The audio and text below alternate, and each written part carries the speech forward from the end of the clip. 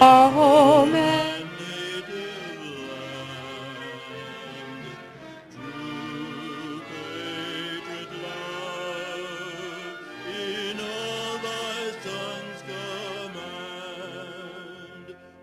with glowing heart we sing, a true north, strong and free. From far and wide, O Canada, we stand on guard for thee.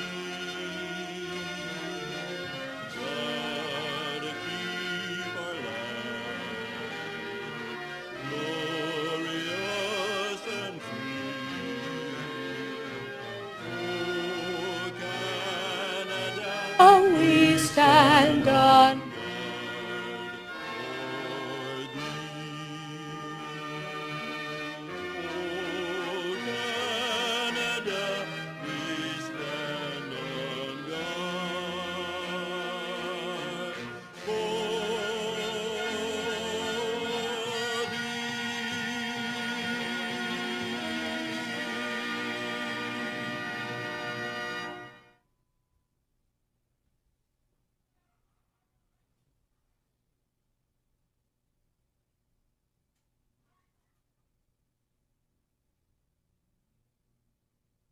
Thank you. Are there any declarations of conflict of interest? See none? And we have a number of delegations. The first one is particularly heartwarming to make a presentation to Mr. Matt Gordon. And you may recall last November there was a creation of a Bravery Award because we didn't really have that category in the city family to recognize people's sacrifice or risk to save other people's lives. And Matt is the first recipient of this award, and it is chosen by emergency officials and vetted by emergency officials. In September of last year, and I'll let Matt come forward along with a rep from the fire department to talk about this, but he risked his life to rescue someone and their animal out on Lake Huron in a very bad weather situation. And from talking to different members of the fire service, it was extraordinary. And I understand it wasn't the first time he has done this.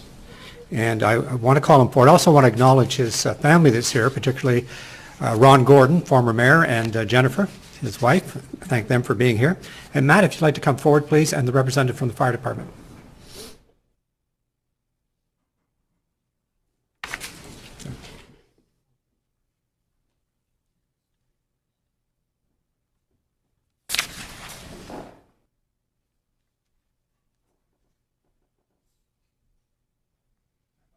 Richardson.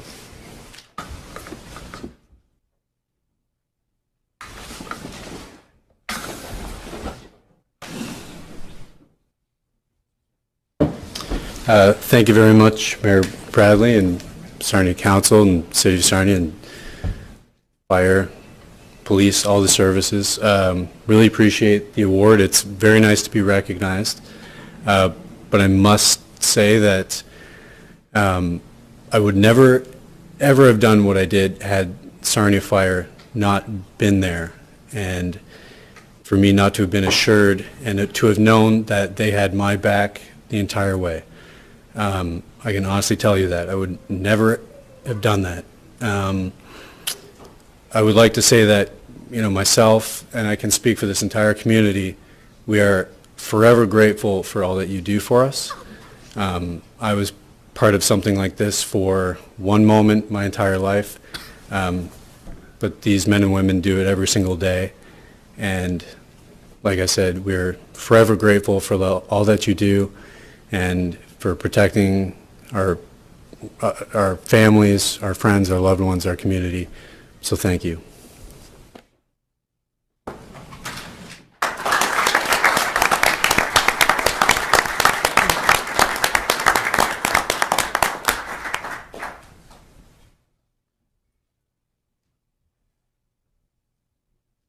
First off, I'd like to say how humble was that?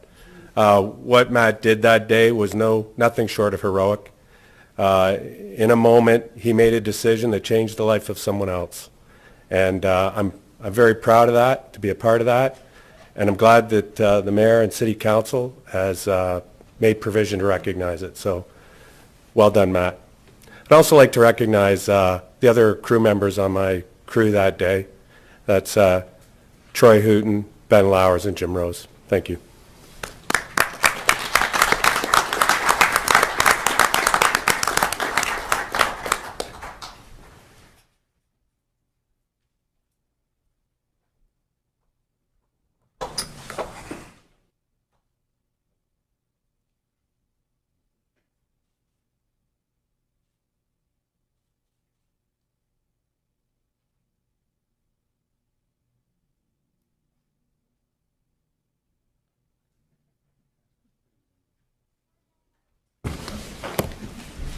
Congratulations. I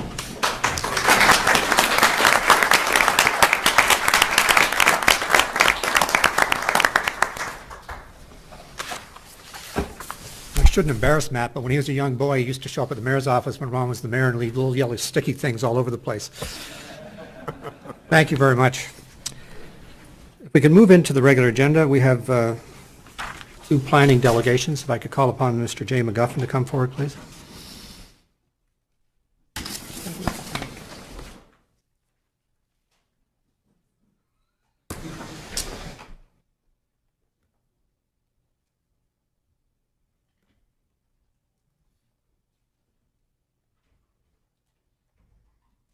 Evening, Your Worship, members of council.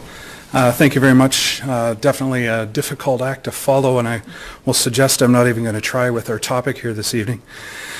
I'm here actually representing two separate requests, two separate delegations, and two separate requests from council under new regulations of the Planning Act with regard to prohibitions placed on official plan amendments. And I really don't have a whole lot to say. I wanted to reserve this time in case council had any questions of myself or of my clients who are both here this evening.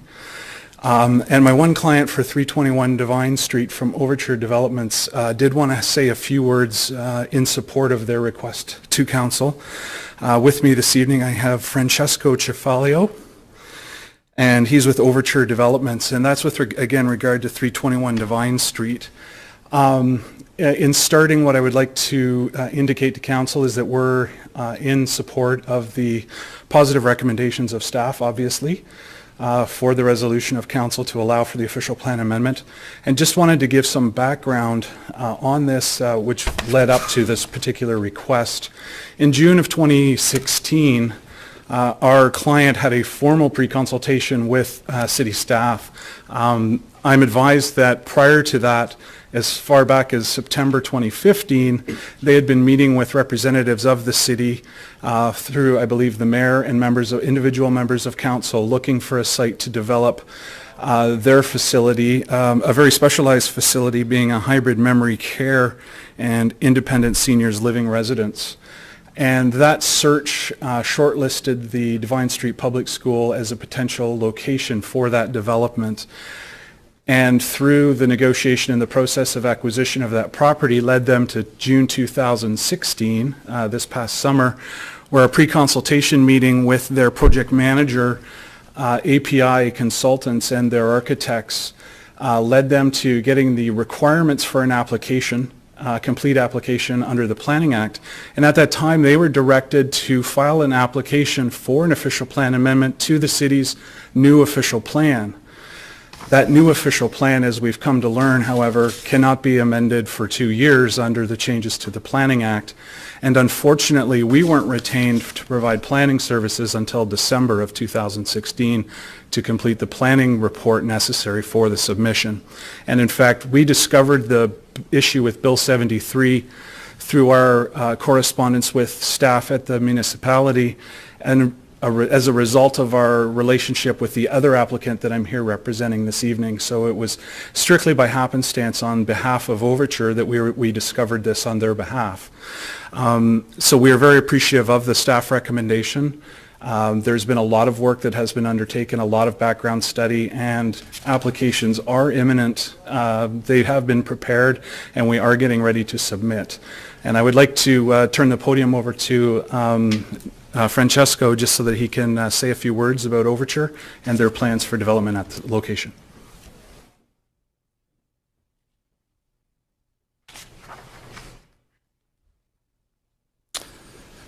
Good afternoon, Mr. Mayor, councillors, ladies and gentlemen. My name is Francesco Schifalo. I'm Director of Acquisitions and Partner in Overture Investments.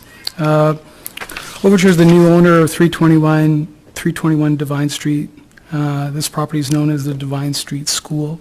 Our company consists of myself, our chairman, Tom Crump, Don McLeod, and Mike Rathborn.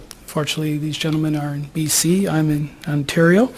Regarding our project, we like to officially present to Sarnia our plans for the redevelopment of the Devine Street School site. Our original plan establishes the creation of a $41 million campus of care style development, including care beds for seniors with Alzheimer's and dementia, apartments for both independent seniors and seniors who require assistance in their daily lives. Our build criteria meets or exceeds the Ontario standard for long-term care beds. This would enable us to meet the requirements of any future RFPs should they arise. Overture is committed to delivering state-of-the-art care for persons with Alzheimer's and dementia. We embrace the practices of Dr. David Sherd, founder of Dementia Care Matters of the UK. Dementia Care Matters is a leading international dementia care culture change organization. The Overture Memory Care on Devine will give Sarnia and the province of Ontario its first world-class dementia care matters provider. Overture will also deliver elegant and sophisticated independent seniors lifestyle living. Our care methodology will ensure that seniors can age in place. This eliminates and minimizes the needs for seniors to move from home to home as they age.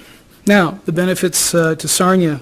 The Overture on Devine will bring a wide range of employment opportunities to Sarnia. Our original plan requires a total of 138 full-time positions. These newly created career opportunities will range from administrative, finance, food services, maintenance, nursing, to personal support service roles. In collaboration with Lambton College, Overture will also offer a practicum position to recent graduates of the PSW, RPN, and RN programs. Our initial human resource projections indicate that salaries from the employment created with our development will exceed $5.4 million per annum. Further estimates indicate annual spending of $3.2 million of trickle-down revenues to the companies and the individuals who provide support services to our operations. This equates to a total annual financial benefit to the Sarnia economy that is built as planned may exceed $8.6 million.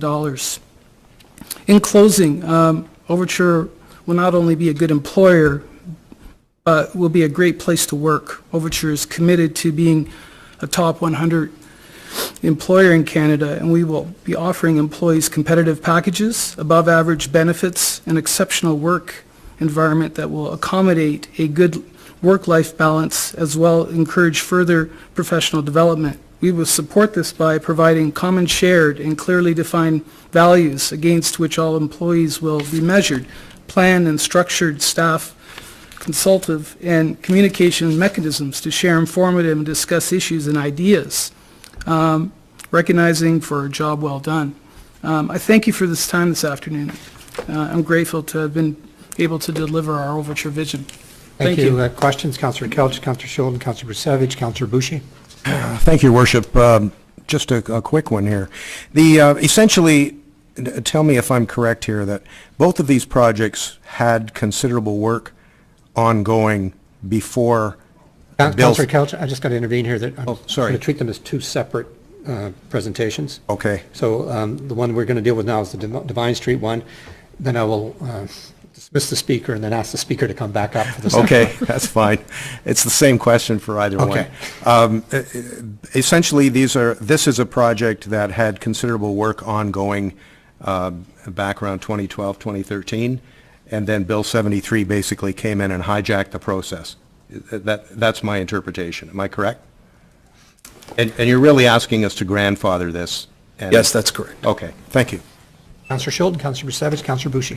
Thank you, Mayor Bradley. I just wanted to, on the Devine Street, thank Francesco for coming today. Thank you for investing your dollars in the city of Sarnia, investing in a healthier, better quality of life for seniors, because to me that's what your redevelopment means, and for investing in our Devine Street school neighborhood, because we really need it. That's really important.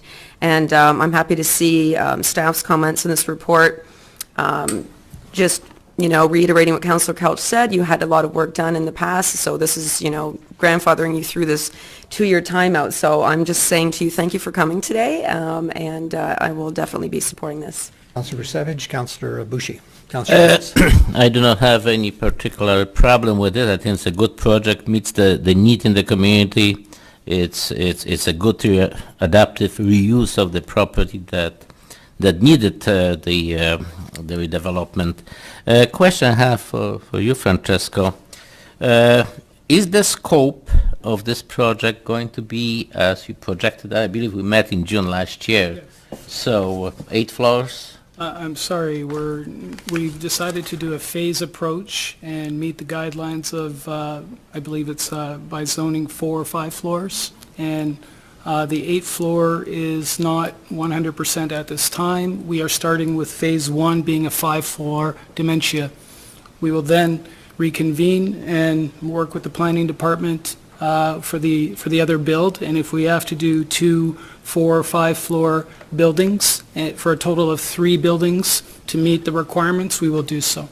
We just want to work with you guys to do that. So in case that was perhaps happen right on the same site, when you build the first phase, you're going to make sure that adding extra floors would be accommodated. We will follow your guidelines for this. We will propose to our best for the height and the restrictions. If we have to reformulate, as we have done several times before, we will do it again. Thank you. Or Council, we really should not get into the application, because all this is doing is approving the application will come forward to if you wish to. So it would be premature to do that. So if we can move to Councillor Boucher, Councillor Gillis. Your Worship, I met with the applicant some time ago in my official office at Tim Hortons, and we spent over an hour, and I asked him all the questions I wanted to ask, and I told him at the time I was happy and satisfied that I was supported. One question I didn't ask him is the neighbors. Did you have a community meeting with the neighbors to ask them? We have not met with neighbors. We are planning to, the tone was we were throughout the community talking to everybody, but we are planning events where we are inviting the neighbors to come in, and hopefully some of the councillors could be nice enough to attend and answer and field questions. But yes, we have a timetable for that. Thank you. Thank you. Councillor Gillis. Thank you, Mr. Chair, and thank you, Francesco, for coming, and thank you, Mr. McGuffin, for presenting. I've just come back myself from British Columbia, beautiful British Columbia, as they say, and I find them very innovative in some of the things that they are doing. They're far above the rest of us in Canada. And one of the things I wanted to ask you is, Alzheimer's doesn't just affect people who are elderly. Alzheimer's can affect virtually anyone at any stage in their life. So with that in mind, have you thought that aspect of what you're trying to create? Obviously, I don't think that you can answer that question today because we're talking about something different. But I would ask when you, if this is successful, that you think about that when you're incorporating your designs. The second thing I would like to ask, though, particularly is, now the federal government is starting to focus in on dementia and focus in on this. And given the fact that British Columbia... Councillor Gillis, again, as Chair, got to step in because we're here to deal with the issue of the official plan approval and not to get into the application because I don't want to prejudice the application. So Absolutely. If you could save that for the planning hearing that will be coming. Absolutely, I understand. But one thing I did want to ask with regard to British Columbia, Are you intending to try to replicate similar, what they've done out there here, following along with the federal guidelines? Yes, as I mentioned earlier, we're taking a British Columbia, Calgary, or Dr. David Sheard from the UK, the butterfly philosophy of memory care delivery. Yes, all that in mind, and our experiences are all in BC and bringing our knowledge here.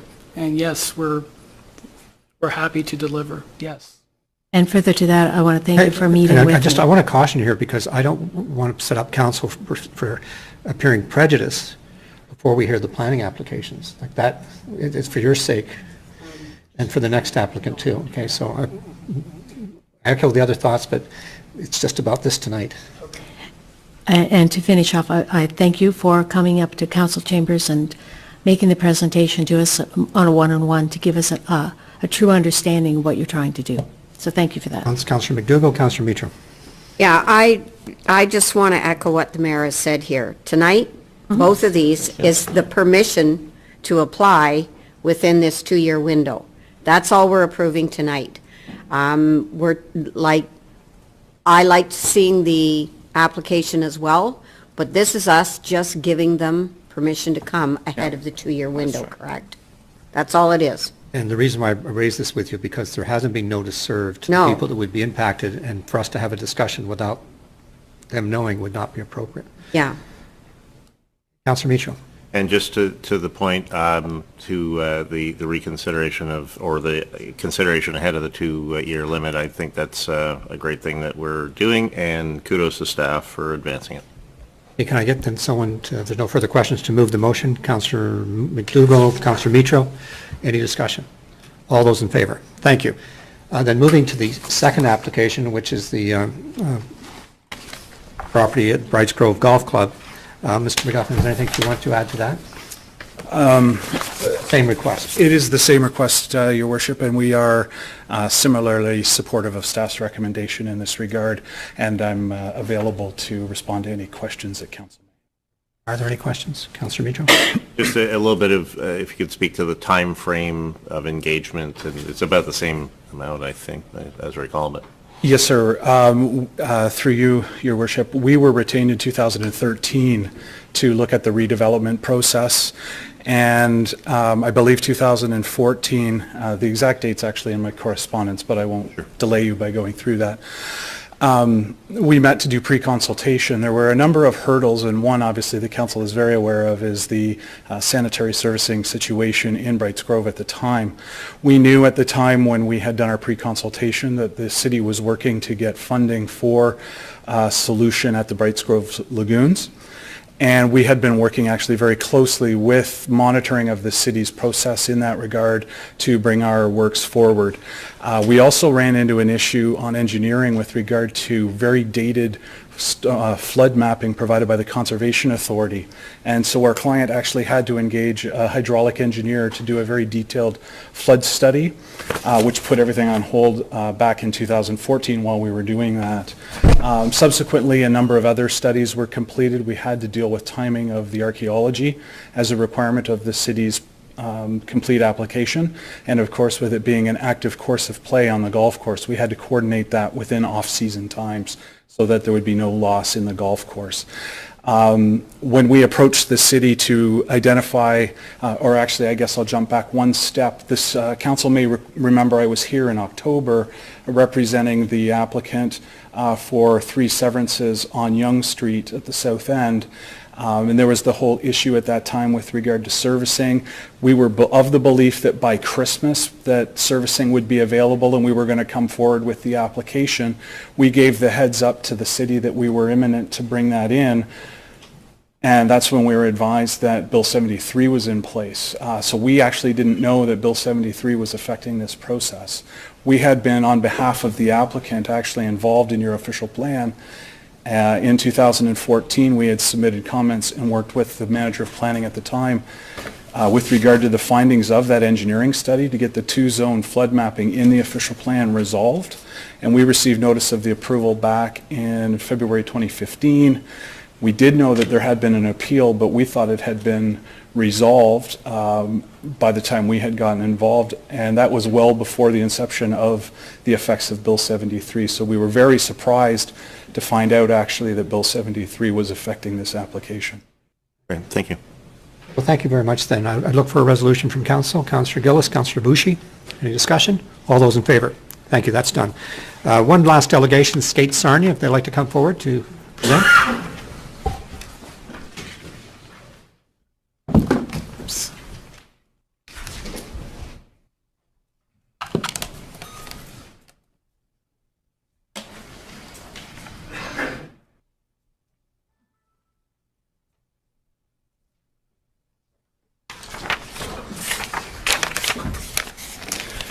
Thank you, Mayor Bradley and Council, for the opportunity to come and speak to you briefly about Skate Sarnia.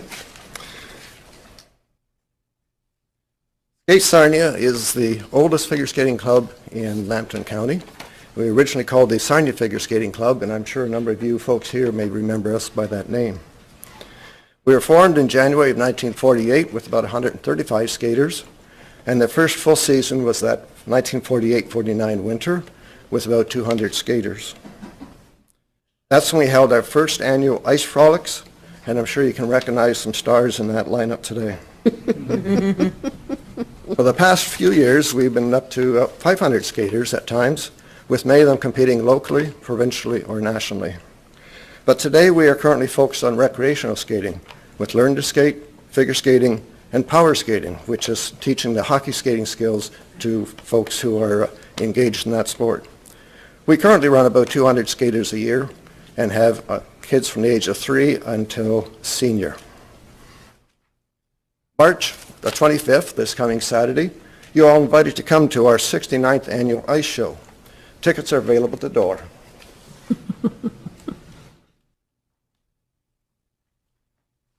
Skate Sarnia has received help and given help to many folks over the years. We've gotten a lot of help from City of Sarnia Parks and Recreation with the arena staff, who have provided keen interest in helping our kids in club every year, year after year. And also with the Parks and Rec Department, our true partners in our program, thanks to Rob and also Chrissy Glavin. We also support our local skaters. We were approached a few years ago by the YMCA, and we've decided to give them a discount on our fees for their Y-RASP and Jumpstart programs that they administer, which enables them to provide a few more registrations for kids in the community. We also provide support for the City of Sarnia Parks and Rec Department. We are engaged with the Sarnia Arena Management Study right from its beginning, and we have been represented on the Sarnia Arena Advisory Committee since its inception about a year and a half ago.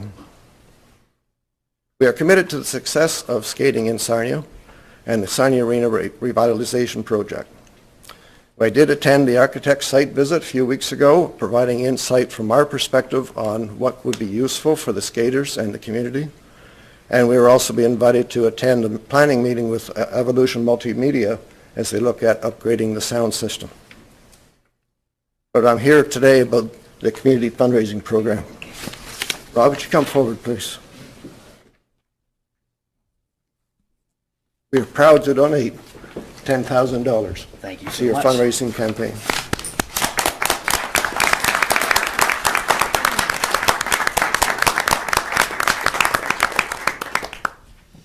Thank you so much, and thanks for the presentation.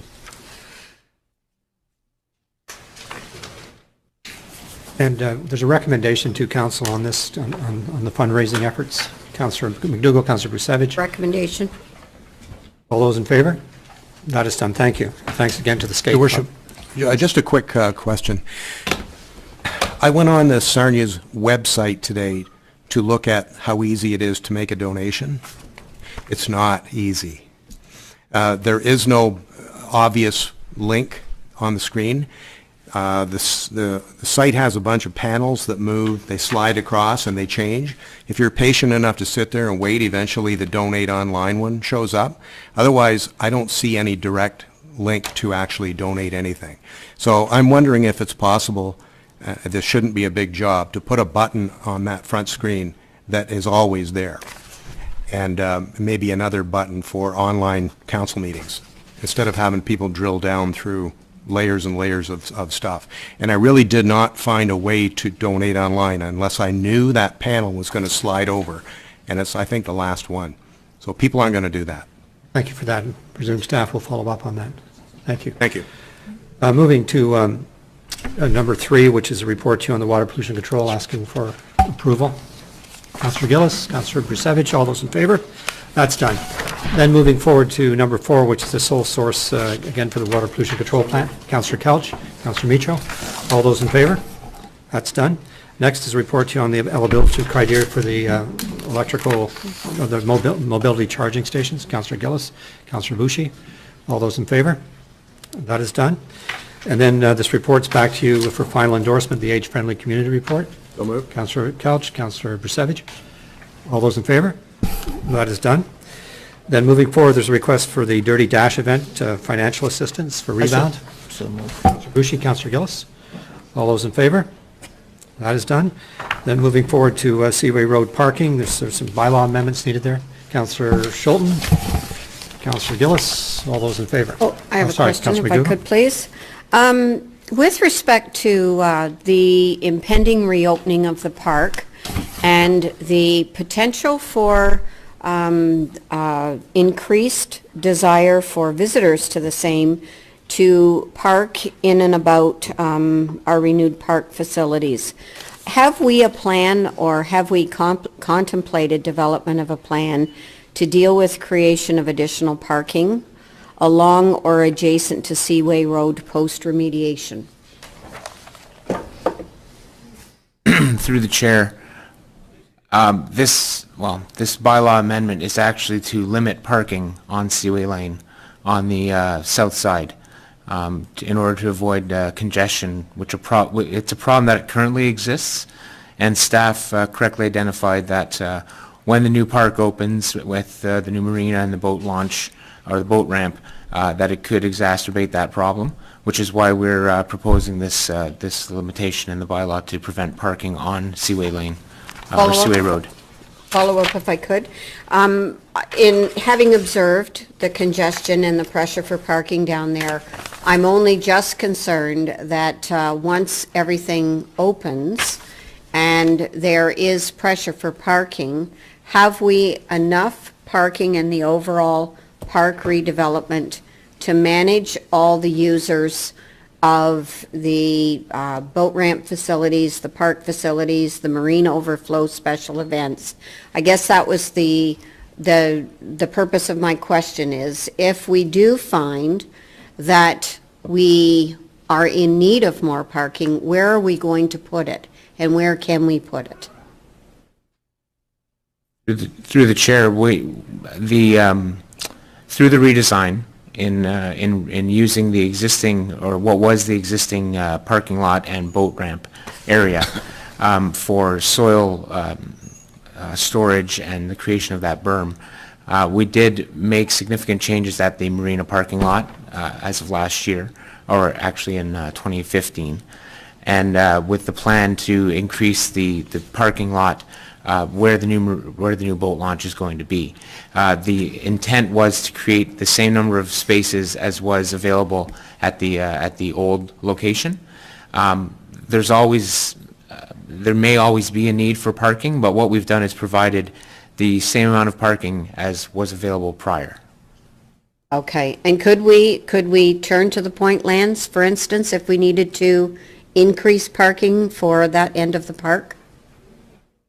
Through the chair, if it proves to be a chronic problem of excessive amount of use and excessive amount of boaters and trailers, okay, we could consider an option to try to improve that situation.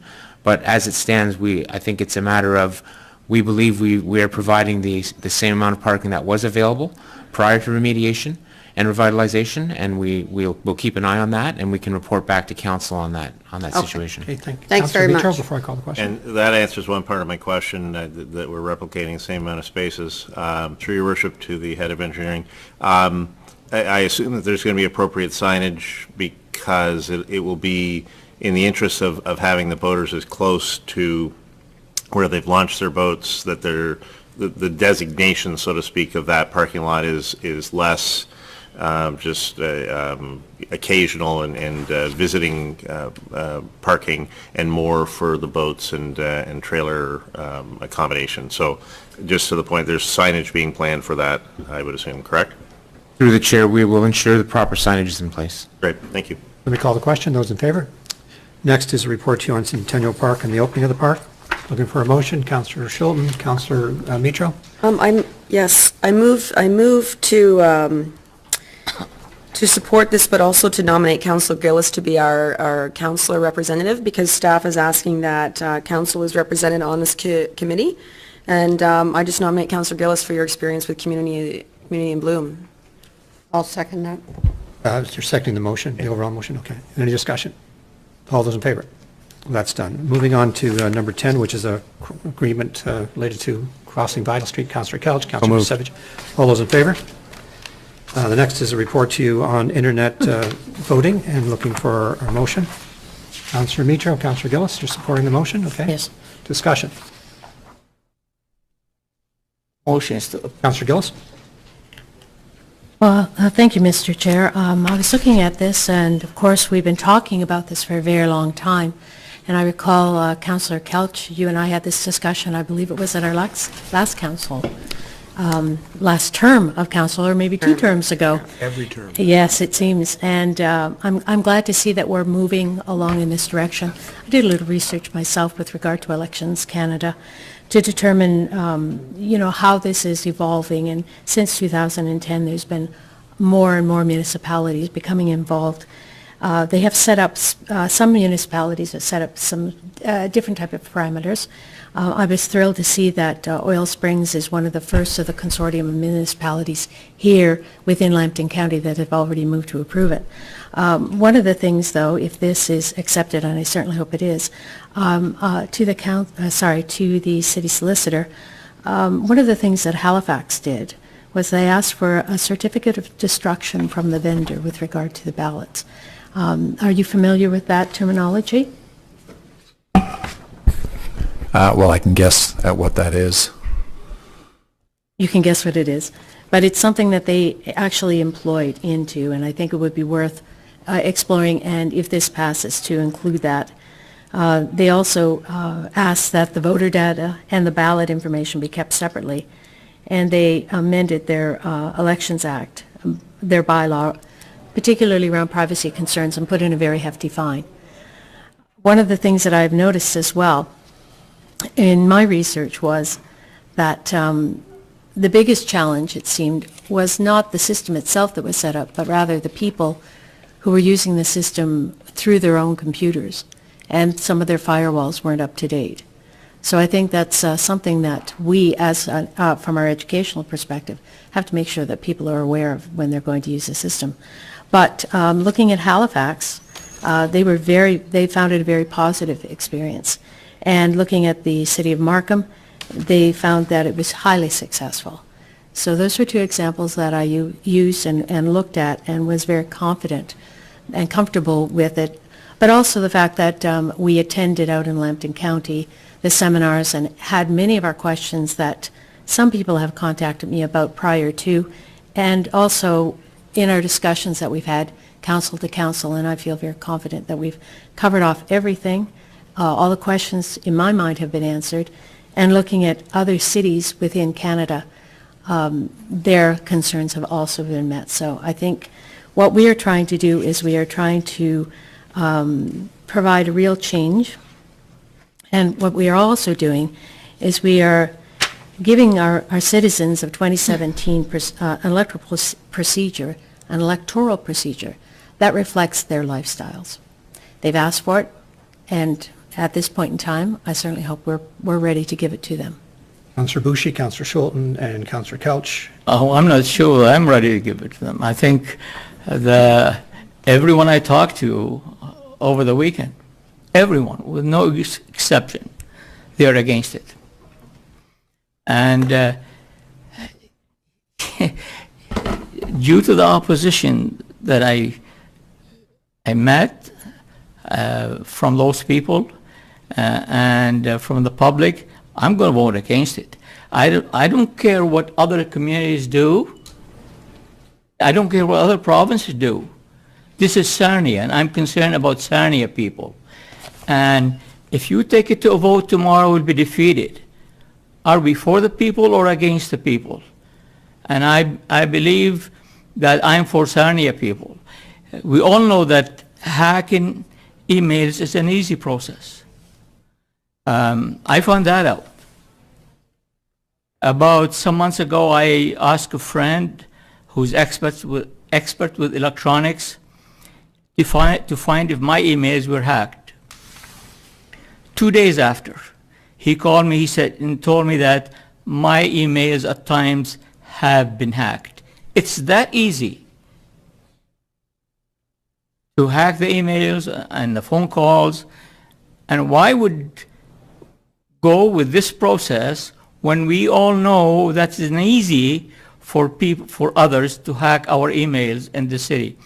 I know there is restriction, all that stuff that could be applied, but if a couple of people in Detroit hack Russia, certainly there are people that can hack the system that we will have. I can't understand why we keep drip, drip, drip against the will of the people.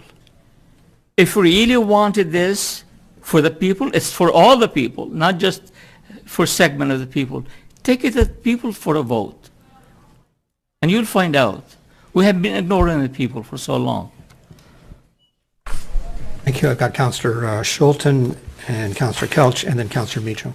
Thank you, Mayor Bradley. When I brought this to council last year, which I think we've already voted that we're going to do it, tonight's just the voting on the who the RFP goes to, I brought it as an opportunity to provide a more accessible voting system to the citizens of Sarnia, and brought it forward to support a more open and transparent government, and I brought it forward to reach the younger demographics of this community. We have hardworking, two-parent working families with young children, and they base their entire lives on the internet, on the web.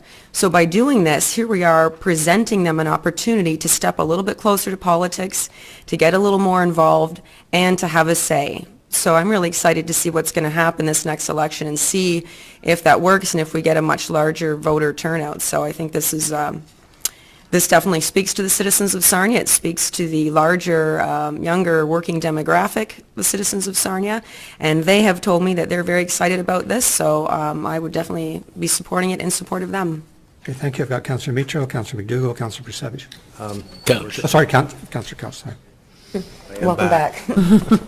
Sorry about that. Go ahead. That's okay. It's my fault. I will support this. Now, it's been, Councillor Schulten mentioned that we're just awarding the RFP tonight. The decision to take this route was made in November, on November 14th at the regular council meeting. Just for clarity, I guess I hang around with a different crowd than Councillor Bushy, because most people I talk to say, why haven't you done this before? There are potential flaws in every system. As long as people are involved, there is a potential for something to go awry. We, for years, used electronic vote tabulators, and there have been issues with those in other municipalities, and there, I'm sure, have been issues that were never discovered because of the electronic nature of the tabulator. Surely we all remember the hanging chads in Florida that put George W. Bush in office. That was a paper system. I did the research on this company that is getting the award, and I'm impressed, and I think we should try it. So I'm in favor. Thank you. you. Recorded vote, Your Worship. Certainly. I have just a question on that company. Was there a financial diligence investigation done on that company? Because at one point 2 years ago, they announced they were going out of business. Maybe Sean can.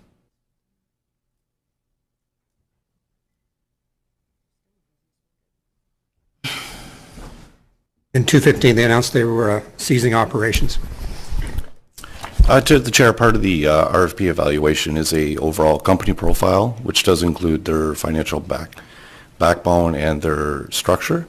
That was all evaluated by the entire evaluation team, which included, I believe, 2 members from the Sarnia team, along with the other partner municipalities.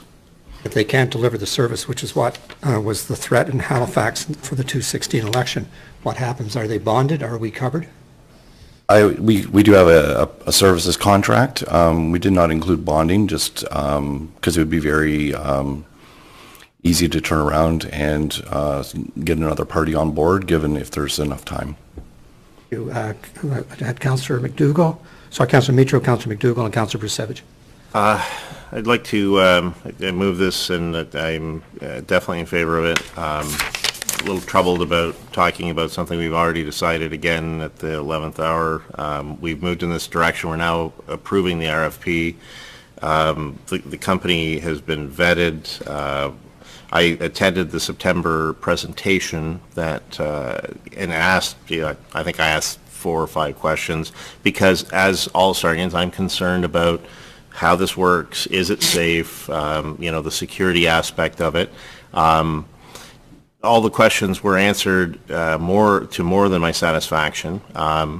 This is not your email. This is a system that they have designed and applied a much higher level of security to.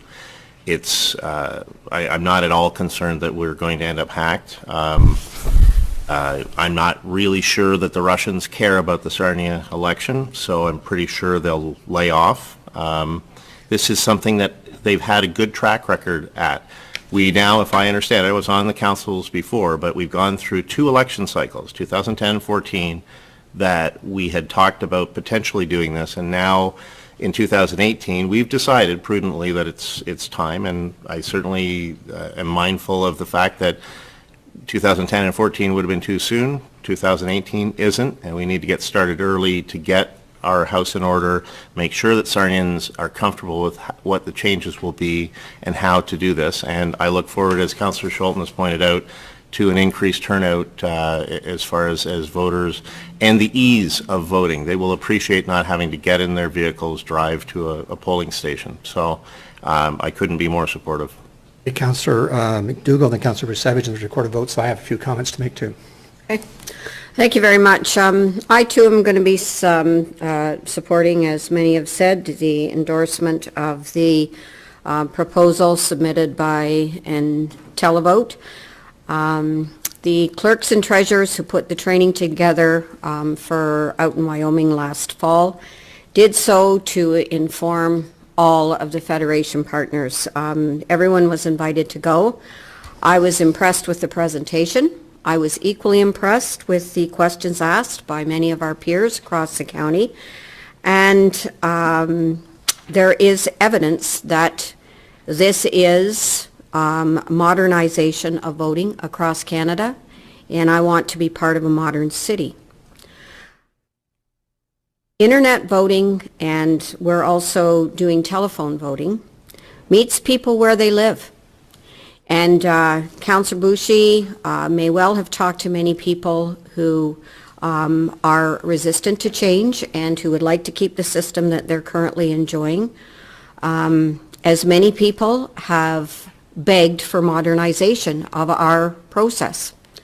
So we can always find and cite people who want to stay where they are, go with the flow, and let things be. Many have told me over the elections I've participated in about the flaws of our current voting system. People who pass away and cards keep getting sent out. No system is without flaws. But if we want to be a forward-moving city, then I think we have to take these steps. As voraciously as we have as a community led the way in Canada in promoting accessibility, to me, this is an oxymoron. If we want an accessible city, then we can't just stop at our intersections. We have to meet people where they live. We have to make it easy for them.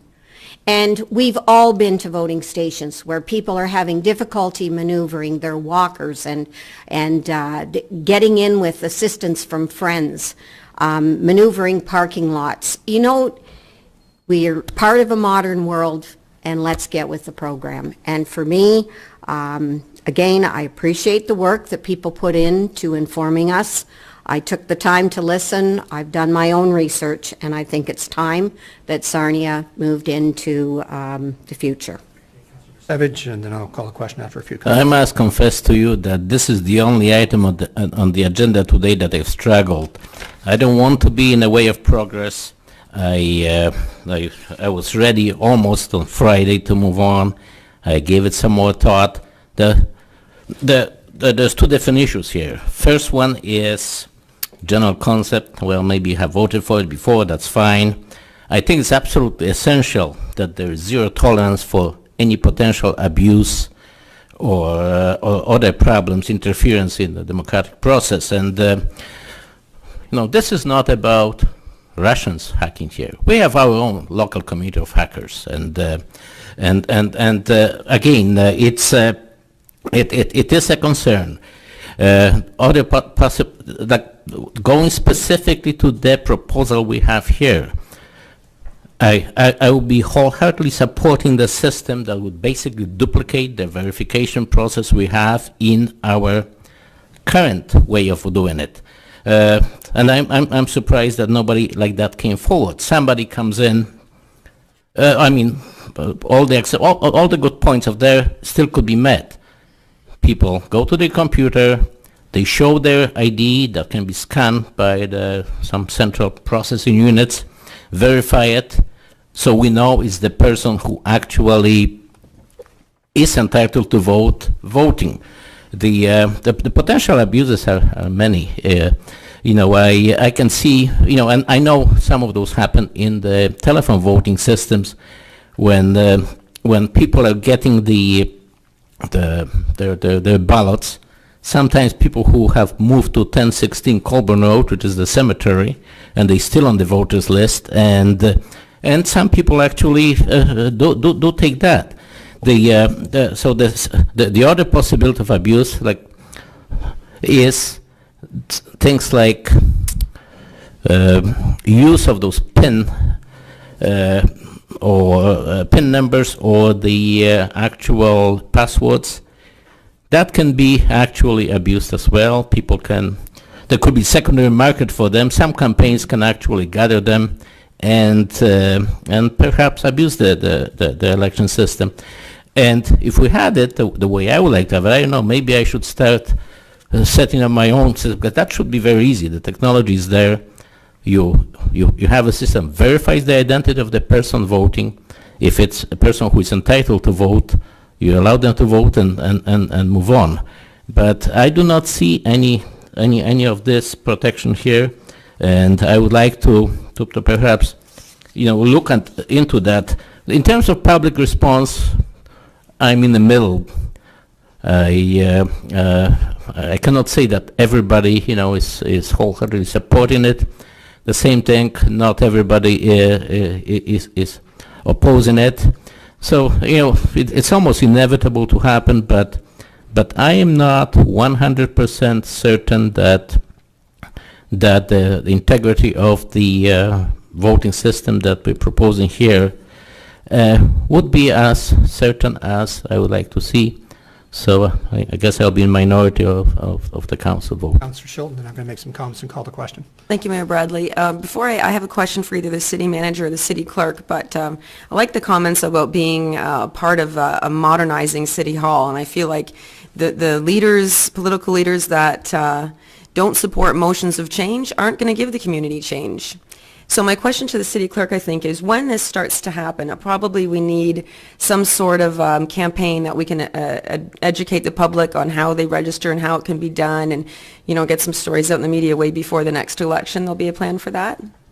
Through the mayor to council, yes, that is one of the mandates, is to provide council and the community with the information on how to vote, and we will have definitely a lot of different avenues that we will use that information to get it out to the community. Super, thanks. And before I call the vote, I want to make a couple of comments. I first brought this idea to City Council in 2010.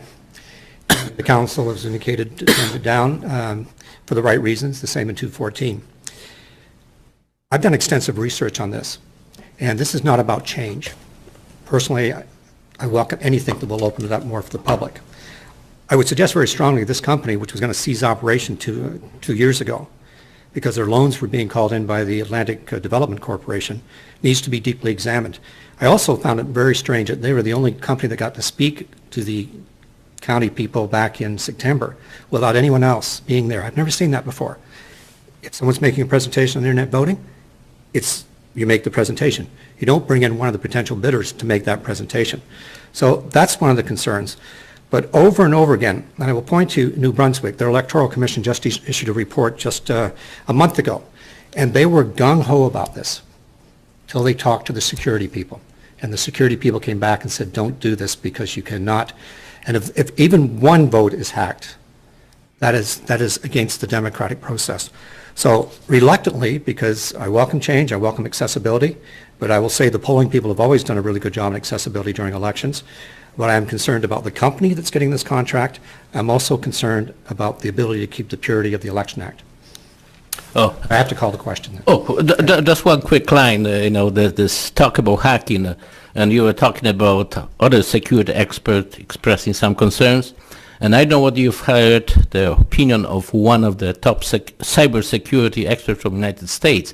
He basically said you can divide the online community into two different groups. One of them are the ones that were hacked, and the other ones are the ones who don't know they were hacked. Thank you. I'll call the question. Those in favor? Councillor Couch, Schulten, McDougall, Gillis, and Mitro. Those opposed? Councillor Boucher, Brusevich, and myself. Thank you. That passed then. Moving on to the next item is related to the strategic corporate plan. Can I get a motion on that? Councillor Gillis, Councillor Couch, all those in favor? If I could. I'd just like to have this both pass, and I see that it will. Excited to put this in place. This is something we've worked on pretty much from the onset of the council term, and I think the combination of council's input and the public input has made for a great document that we've both been implementing, and I look forward to continuing to implement through our term and then onward into the in the future. It's a great document, and kudos to both staff and to the community for putting a lot of effort and thought into what they want to see the city do moving ahead. Councillor Schulten, Councillor Gillis, Councillor McDougall. No, I'm in support. Just no comment. Councillor Gillis, Councillor McDougall. I can see where we look so much alike. But nevertheless, I move on. I wanted to thank Mr. Cook for this, for helping us through and getting us to where we needed to be. I wanted to thank staff for again, choosing Mr. Cook, as we did, because I think that I've worked with Mr. Cook in the past, and he's always brought us a very good product. The other thing I want to thank everybody for is the logo that we're going to be adopting, which is Sarnia, the place you want to be. And I know at the time when we first came up with that, I mulled it around in my brain, but as the time has gone on, I really like that new logo, Sarnia, the place you want to be. And it talks about, coming back to what Councillor McDougall was saying, it talks about a city that's modernizing, a city that's on the cusp of something great. And it's a wonderful document, and thank you very much. Councillor McDougall, then I'll call the question. Yes, I too would like to thank Mr. Cook. He's been good enough to sit with us here this afternoon. I'd like to thank him for his time and his willingness to sit down with us individually and do the group work that got us to the final plan that's before us today. As we're moving ahead with our economic development efforts in this community, I also want to comment on the letter that we got from the Chamber of Commerce. Their warm support, their recommendation that we go ahead and adopt this plan. One of the things I'd really like to see us do is step up our marketing efforts in the vein of this tagline or slogan, Sarnia, the place you want to be. I'm remembering, and Mayor Bradley, you'll remember sitting with me in the art gallery with Nathan Calhoun, who was talking about the many young people who have experienced bigger city life in other cities, some who are gravitating back to this affordable city to get themselves going. And moving forward, in our efforts to attract the young, growing families envisioned by this plan, I think that we need to promote Sarnia, the place where your business wants to be and where you can afford to get started. Because when I talked to Nathan Calhoun that day, and you'll remember that, Mayor Bradley, he said, you know, you can live anywhere else in Canada, but you can live cheaper here than anywhere else in Canada. We live in a world where we're all connected by our internet to the world beyond us. And we've sort of played around a little bit in the past with trying to attract people who hate the traffic of Toronto and whatnot. But I really think that this gives us a plan with some pillars to attract young people and to grow business. And we're clearly here with the support of our local Chamber of Commerce. And I think that as we go forward with our own economic development department efforts here, I think that's something we should seriously look into and seriously try to promote. Okay, well, thank you, and I'll pass that back. We're both on the economic partnership. I'll call the question. Those in favor? That's done. Thank you. Councillor Rusevich, you have a notice of motion? Yes, I do, and you have it as well. So I move that we pass this motion as is presented. And I thank you for all your work on this, Councillor Couch. All those in favor? Oh, could I speak to that? Go ahead, please. Yeah. Water utility business is regulated primarily through the provincial legislations. And when we do have two systems. We have the primary distribution system, which is the Lambton area water supply system, and we have municipal systems as well. And where the regulations comes to the local Lambton area water supply system is guided by Municipal Water and Sewage Transfer Act and transfer order that came afterwards. And this is very detailed, and I asked staff to give you the copy of this transfer order.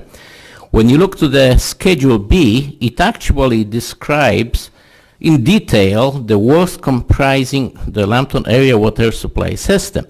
And the whole way that this boat is operating is basically coming from the provincial order, which means Sarnia, which pays about 60% of the cost right now, has only 5 out of 11 votes.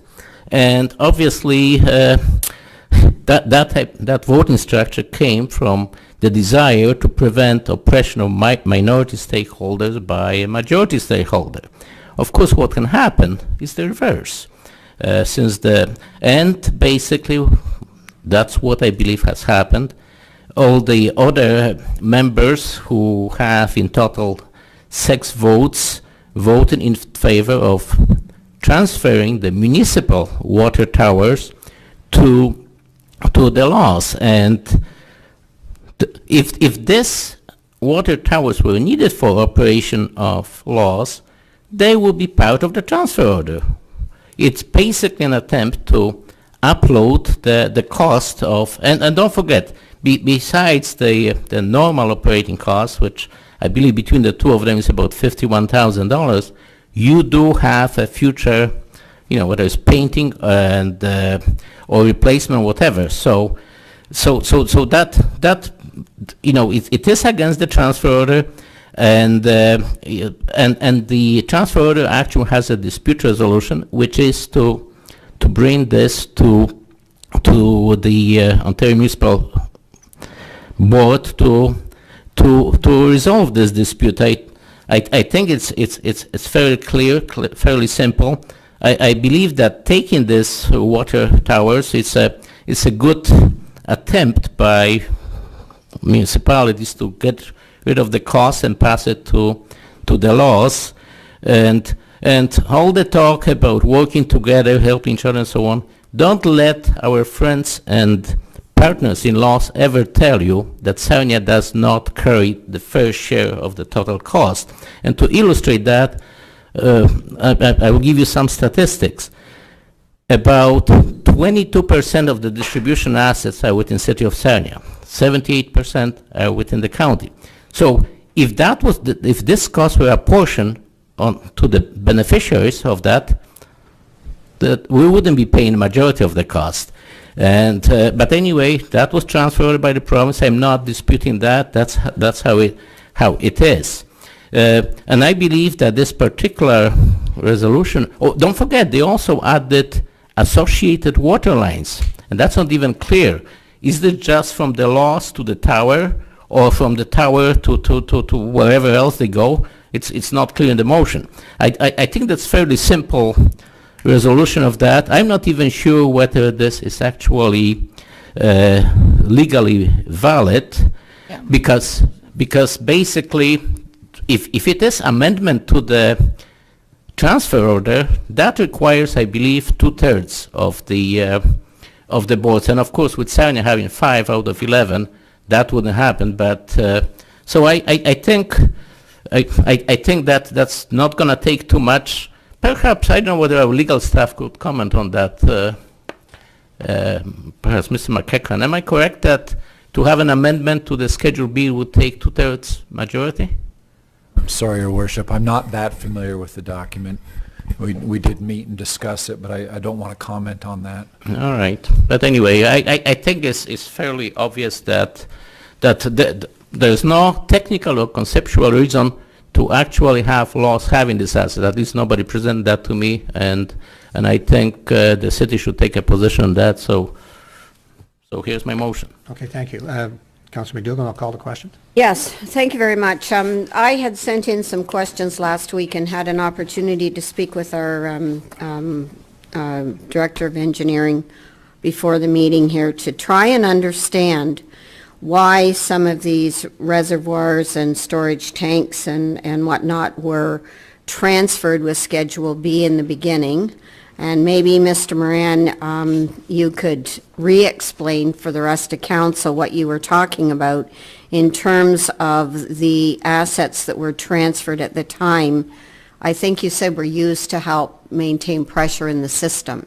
And that these new ones, which was my big hook, was what was the value of pulling in new ones? That's what I wanted to understand. Did we need to bring more vessels in to increase the pressure? Was there a reason why we had to do that? And I wasn't understanding that. So, Mr. Moran, could you explain for the rest of council what you explained to me? Because I think that's really important. Through the chair, essentially, what the assets that are laid out in Schedule B, my understanding are what comprised the laws system at the time of the creation of this order, which was the entirety of the laws system that was required to provide the water necessary to these the member municipalities. There are some towers in here that do serve to regulate pressure and the system throughout. The two that the councillor has brought forward as not being necessary to the system, that's the exact reason. Those two towers, the Brigham and the Wyoming Water Towers, are not essential to the operation of the law system as a whole, the distribution system.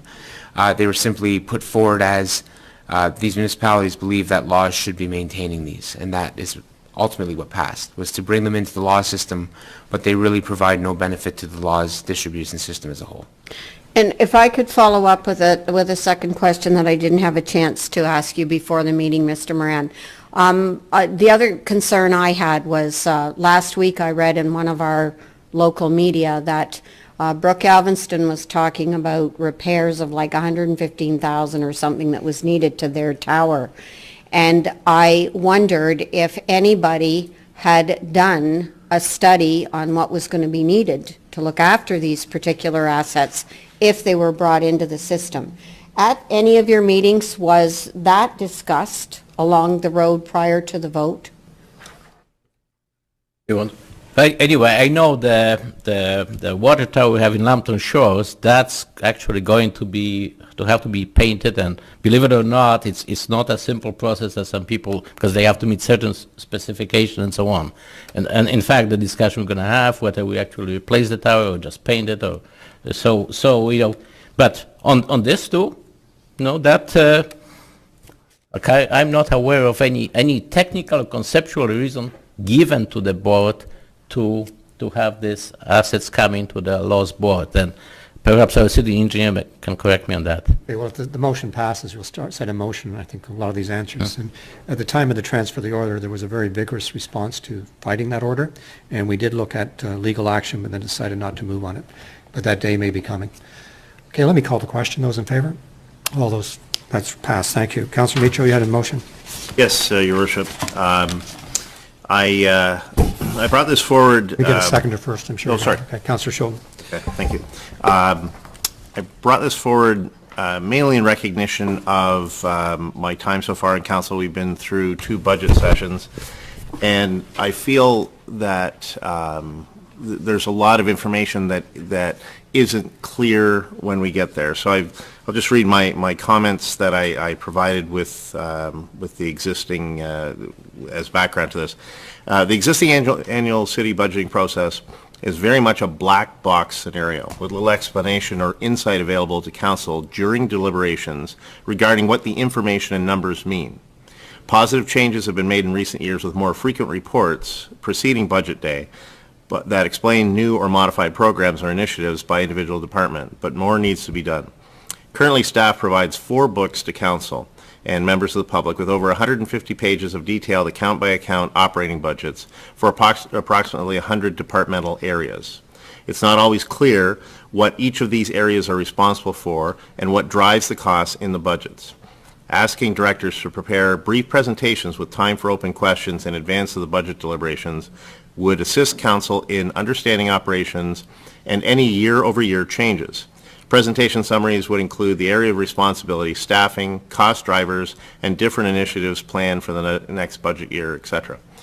I guess where I'm at is I feel through and I believe it would go through the strategic planning initiatives in the run-up to budget time, having directors speak to what it is that individually their departments are doing and what those numbers are. So tracking budget numbers would be helpful, as well as allowing time for council to ask questions when it's not clear what those things are. If there's areas where we may need more information on what we're actually looking at.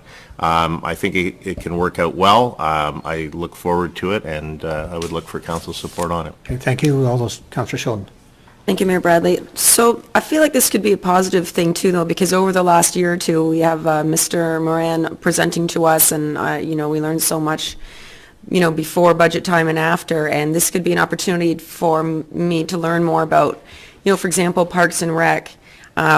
I feel like they get the same money every year, but, the cost of gasoline, everything's changing, and, the costs go up, but the budget doesn't. And I'd like to hear, their wish lists and some, future ideas from them at this time. But I'd also like to hear from the city manager on her take on that with staff time and that whole, how that would play out, how staff feels.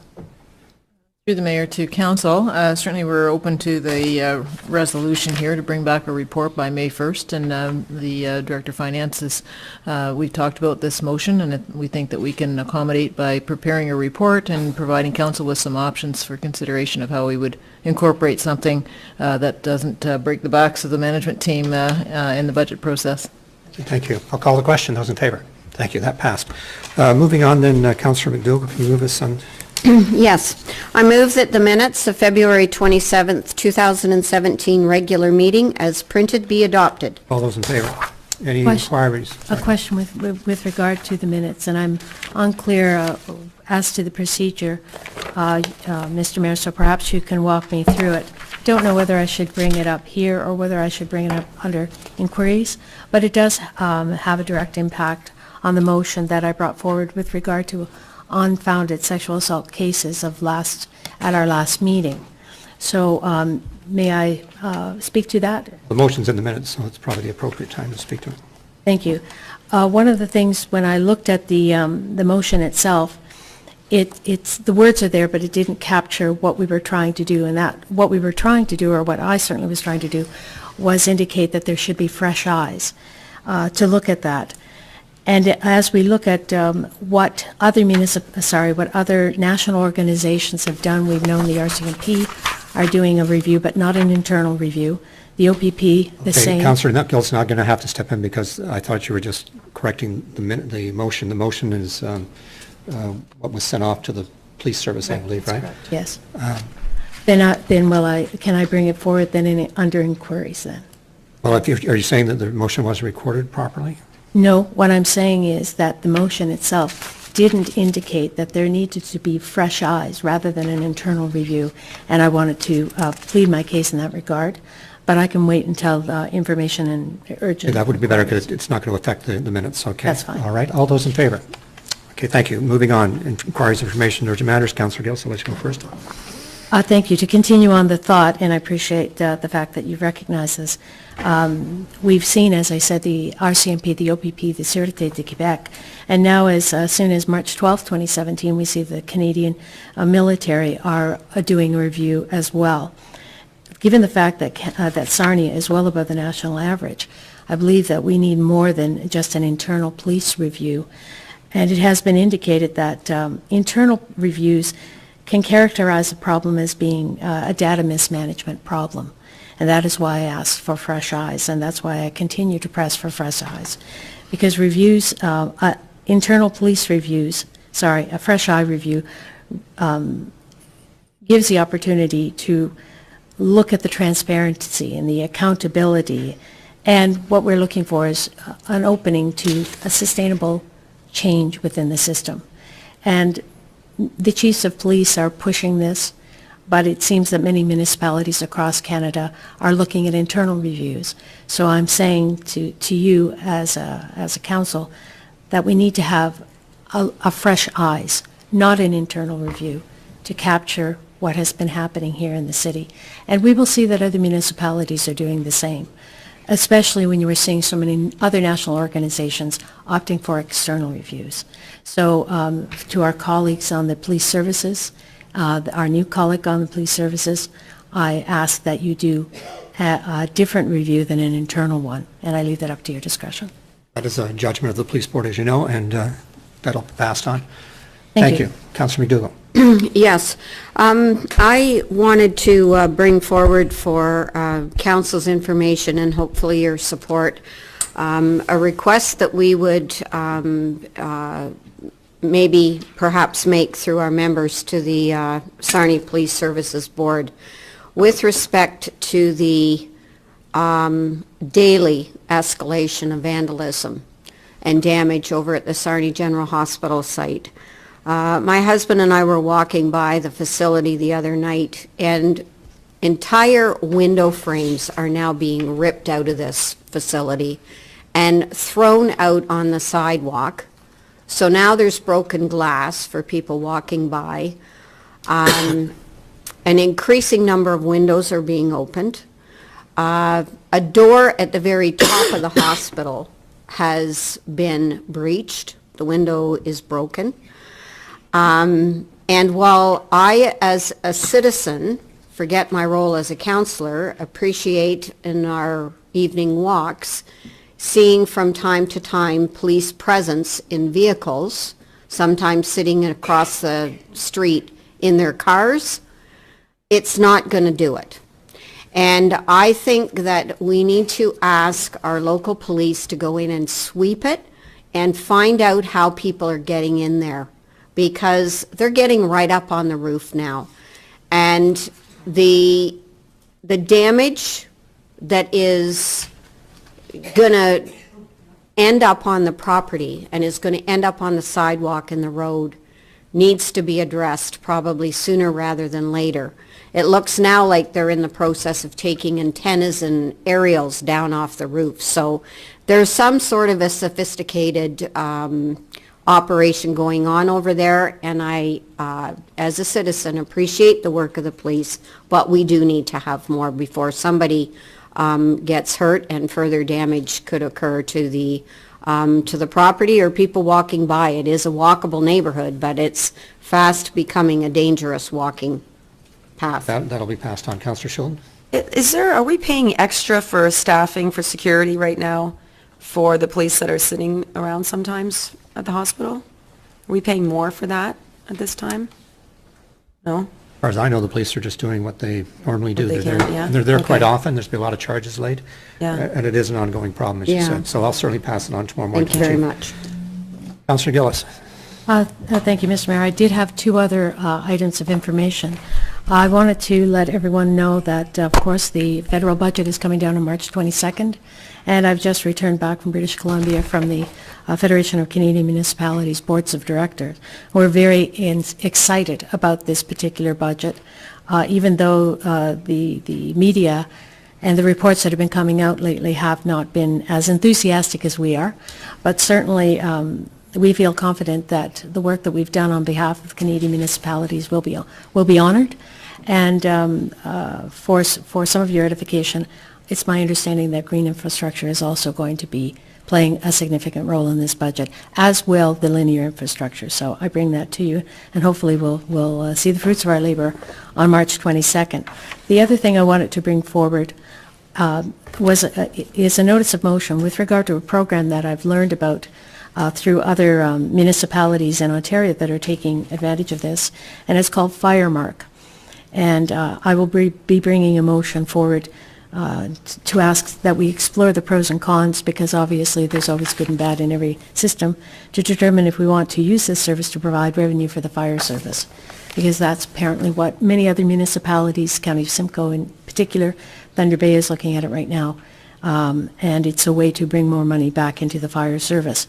So I just want to make you aware of that, and I'll be educating myself more on this and learning more about it, anything we can do to help our fire service.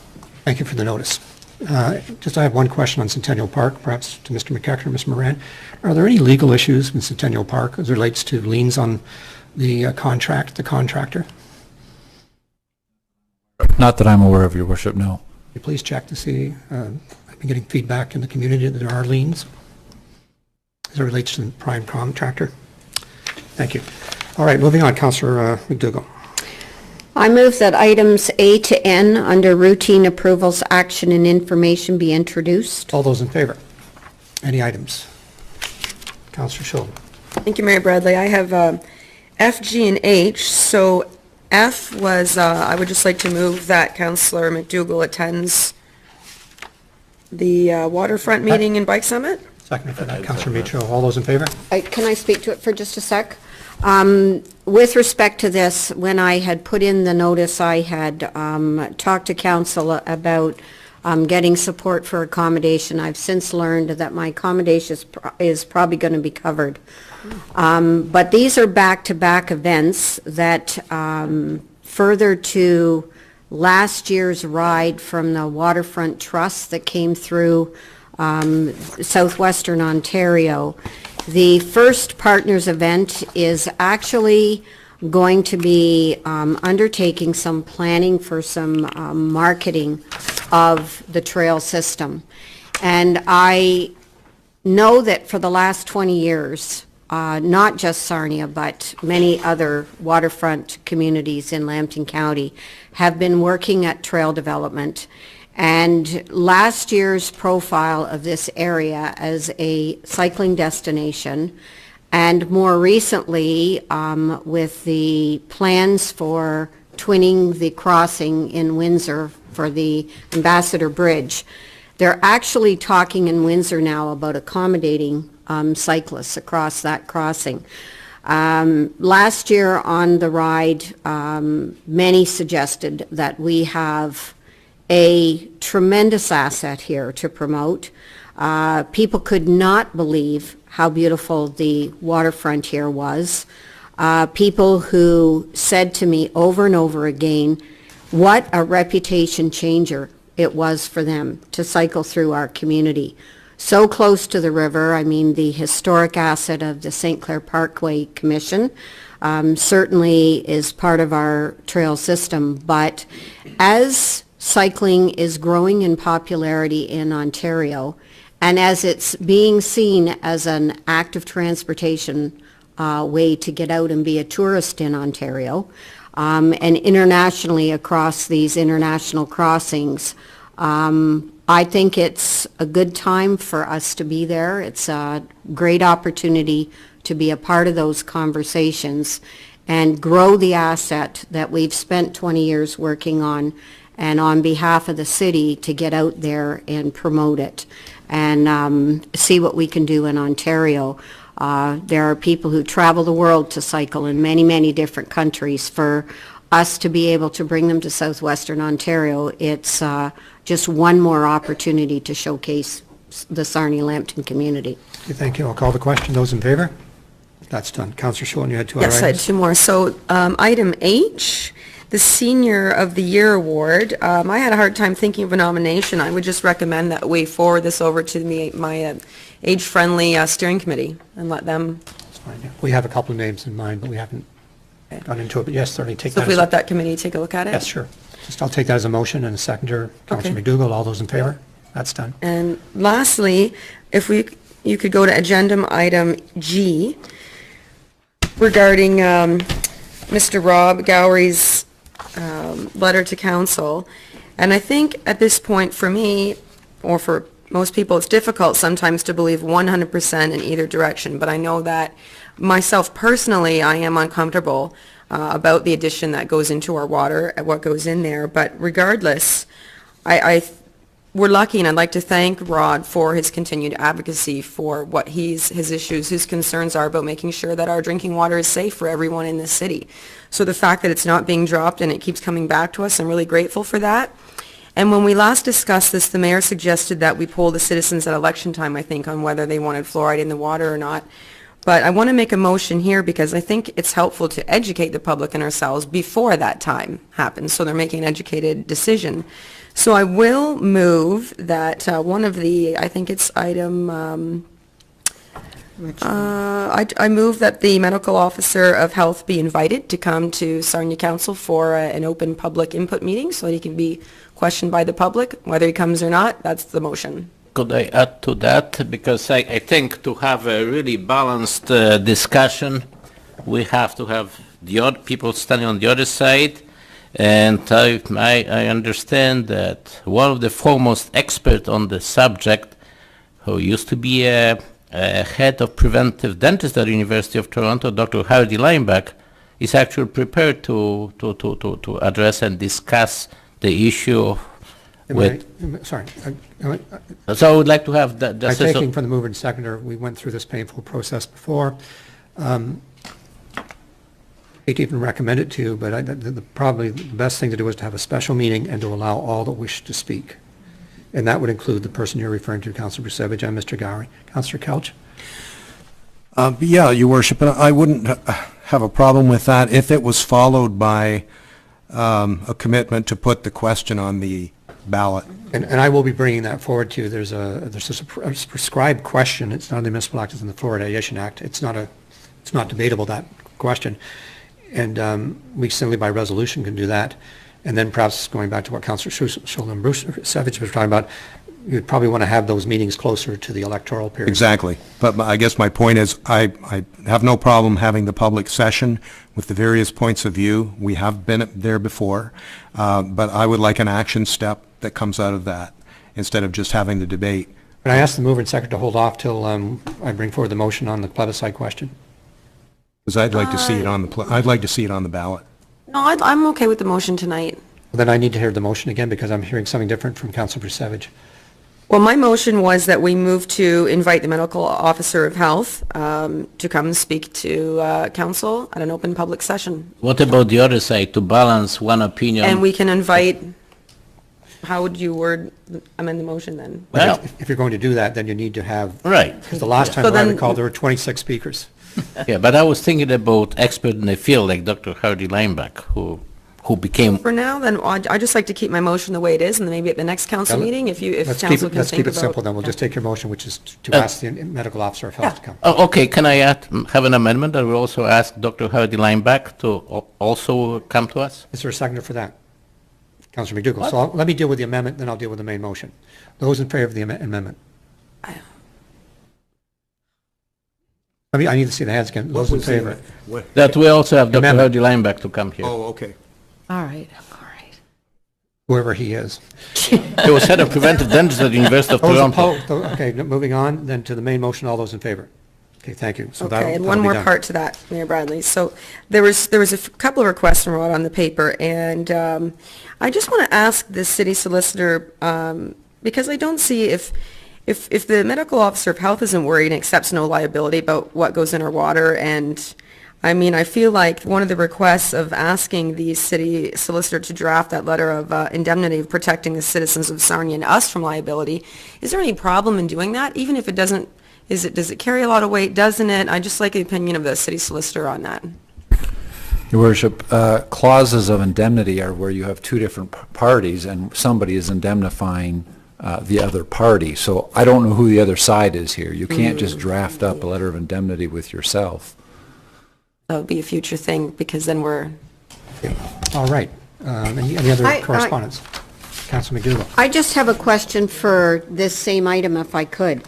Are we under any kind of time pressure to get the question on the ballot? Are we with constraints, Mayor Bradley? Not at this point in time. That's coming. And it's not like the plebiscite question it's often held outside the municipal election. Oh, okay. In this case, it's a very simple question that's there, and it's described. Yes, Councillor Couch. So, Your Worship, this will be a public meeting, correct? I'm presuming I'm presuming the motions that pass will be just regular meetings. Oh, no, I said an open public. So if it's an open public meeting, I'm going to predict that there are going to be multiple requests from others to take part in the process, and they will not want council to restrict who speaks. That's just based on that last one that we had, where we had 2 or 3 initial scheduled, and then we ended up having like almost 30 people, and we couldn't stop them because it's an open session. It's like root canal surgery, just have it once. Yeah. And I'm serious, because it's an issue that you can listen to delegation after delegation on both sides, and at the end be no clearer. And I don't have a problem with doing it. I just want to be realistic with everyone on council that there's going to be more than 2 speakers there. Yeah. I think that's understood now. Okay, thank you. All right, anything further? Yes, Moving on, just Councillor- along this line, and I'm sorry, I don't mean to belabor, but the one thing I'm concerned about is if people think that we're going to have a plebiscite and that the outcome of the plebiscite will determine whether fluoride is in or out of the water, we still have to go through the laws. And that in itself is an onerous task. So if we're educating the public, that's all well and good. But I wouldn't want to lead people astray thinking that whatever the plebiscite outcome is within the city of Sarnia is not going to determine whether it's in or out. I think I agree with that, Councillor Gillis, and I don't want to use the word plebiscite because it would be a ballot question. Referendum. But the important thing would be for the new council, you wouldn't be guessing on public opinion. You would have an opinion poll for you to work with in the next term. Yeah. Okay, moving along, Councillor McDougall. Okay. I move that items A to N under routine approvals, action, and information as recommended or approved by this council be adopted and appended to the minutes. All those in favor? Moving to civic reports. I move that the civic reports be received and filed. All those in favor? I move that bylaws numbers 1 to 9 as printed be introduced for the first and second reading thereof and be taken as read for the first and second time. And I have a question on one of them, if I could. Go ahead. Okay, thank you very much.